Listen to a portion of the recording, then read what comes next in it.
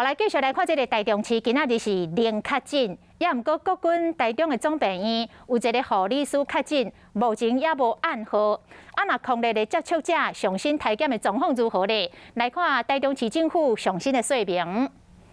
今天中央 CTC 又通报本市又是加0哈，不过这个病情非常的难以捉摸。 难以对付，所以在 CTC 通报本市我们今天加0的同时呢，那国军803医院他们在台中哈，那也通报本市803有位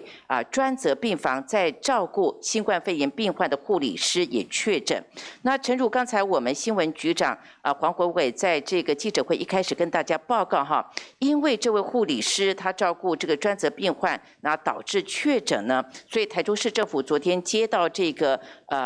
消息以后呢，我们就立刻展开了疫调。虽然这个暗号，那中央还没有给这个台中市政府，但是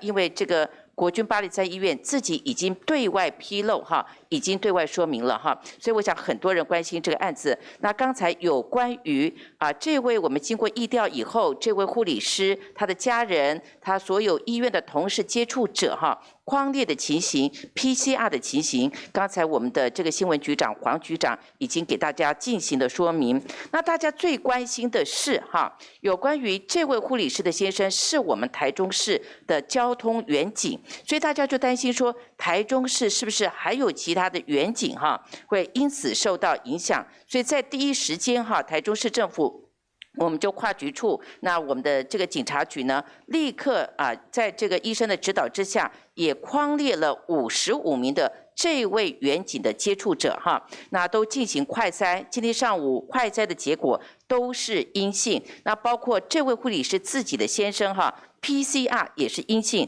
那相关的这个疫调情形，待会我会请曾局长来给大家进行说明哈。